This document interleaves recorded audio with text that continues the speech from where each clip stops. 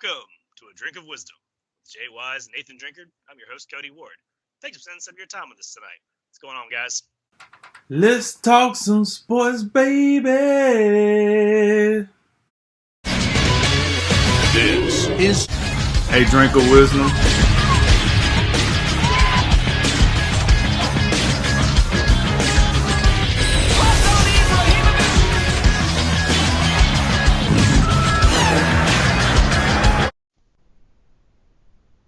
All right, fellas, let's wrap up tonight with the only actual sports talk going on right now. NFL teams have exercised a slew of franchise tags over the last few days. The Broncos have locked up Justin Simmons, expecting to reach a long-term deal. The Chargers looking to evaluate Hunter Henry some more with a tag after some injury-prone seasons. The Jags and Ravens also tagged Yannick Ngakoue and Matthew Judon, respectively, with those players possibly less likely to sign a long-term deal. All right, Jay, among these guys that have been tagged so far, who is most valuable to his team? Well, first off, I just want to say, got no real gripe with any of these franchise tags. I think each of these guys, they bring a certain thing to their team, and they all got a whole lot of value. I would say Hunter Henry, he got a little Anthony Davis in him. He a little fragile. I'm amazed that he's hadn't missed more games than what he has. That 2018 season, torn ACL. He's never played a full 16-game season. Hopefully he can stay healthy next season, and they get a real good return on that investment with this franchise tag. I'm gonna go out to the Ravens though and talk about Matthew Judon. This is a guy who last season had a career season, 9.5 sacks, made the Pro Bowl, and when you compare him and Yannick Ngakoue, on the surface, you can make a great argument for taking Ngakoue over Judon, but just consider this. The Ravens last season ranked 21st in sacks with 37, and nobody else on the team had more than 5. So Judon's really your only pass rusher that you have to speak of right now. And oh, by the way, you just let T. Sizzle and Zadarius Smith float on out the door last season. And we see how great Zadarius Smith was this year in Green Bay. And obviously Terrell Suggs, in the last few years of his career, so that one's certainly understandable. But they've seen a lot of talent at the edge rush position leave Baltimore. So I got to believe that's one of the things they're thinking about with putting a tag on Judon. And listen, he's averaging about 7 sacks a season in his 4-year career. And considering the lack of production they get behind him, I think it makes a lot of sense. And among these guys, I'm going to give him a slight edge when we talk about who's most valuable to his team. Oh, yeah. I'm going to take my talent zone down, up to the Mile High City, and that's the Denver Broncos, for those of you that don't know. And we're going to talk about free safety Justin Simmons. And why we're going to talk about the free safety, out of the 4 guys that was officially confirmed, he's the only one that made the All-Pro team this year. Be it that it was second team, let's be real here. That's still an accomplishment. You can't sneeze at that. You talking about a guy with 289 tackles throughout his career, 11 interceptions, and just this year alone, 93 tackles and 4 interceptions, which is no Pro Bowl though. No Pro Bowl, but he's all pro. That ain't his fault that the NFL can't get that crap together. Like, that don't even make sense. How you make an all-pro team, but you don't make a Pro Bowl? Mm-hmm. I don't know. Maybe it might got lost in the emails. You know what I'm saying? That's why Spike Lee was mad. Who knows? But, oh, no.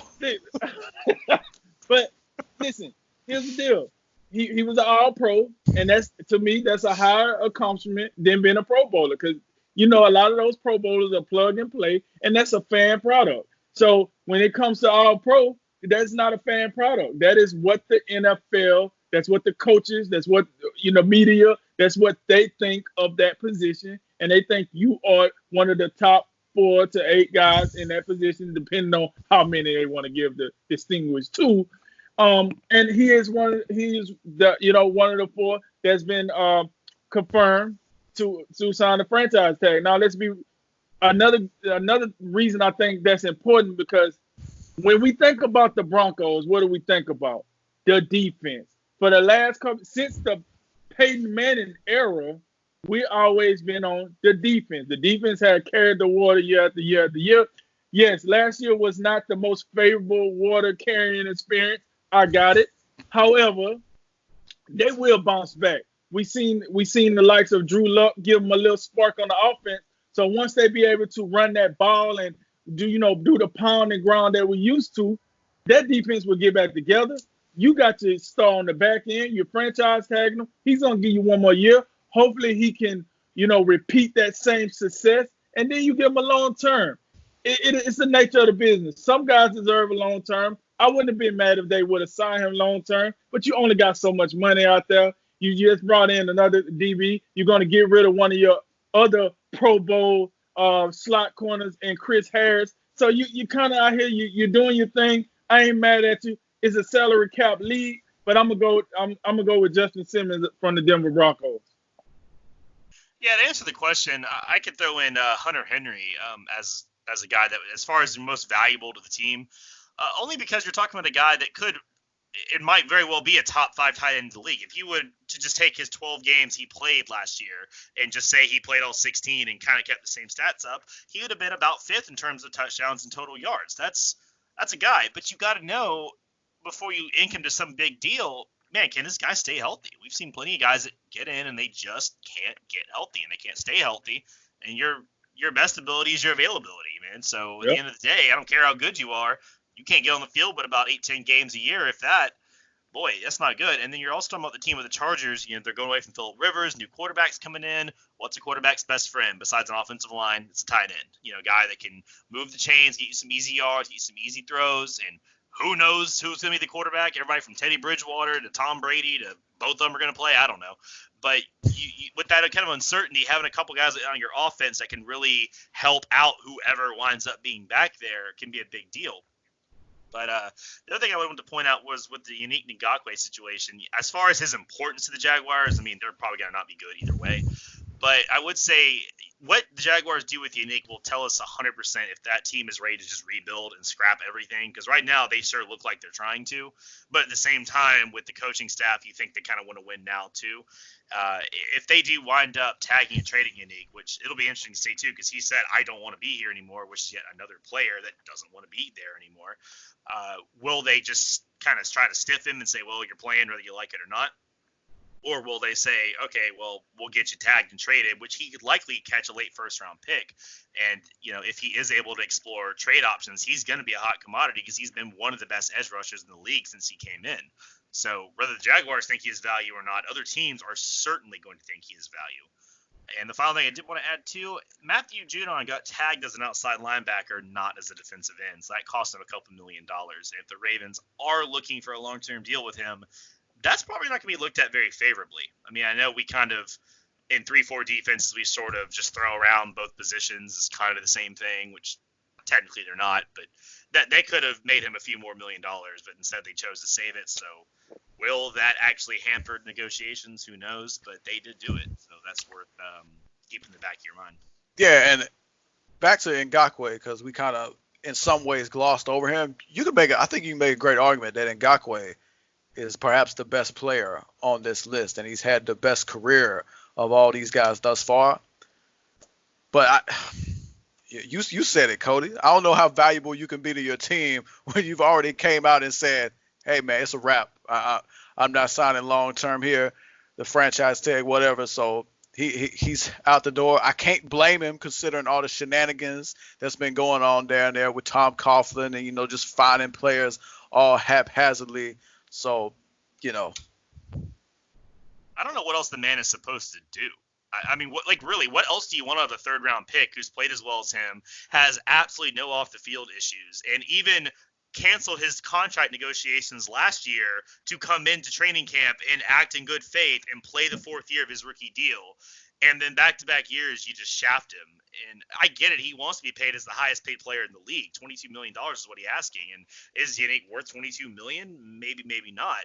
But at some point, all these teams have to come to the conclusion of, do we want to keep homegrown talent, or do we want to just draft a guy, hope he works, and ship him off in 3 years for some more draft picks to start over? I mean, It's look. We know what time it is down there in Jacksonville. You know it. I know it. Drink knows it. It's a clown show down there. I mean, they're not winning. The best thing they can do right now is just burn this thing down and start over. They already traded AJ Boye. You traded Jalen Ramsey.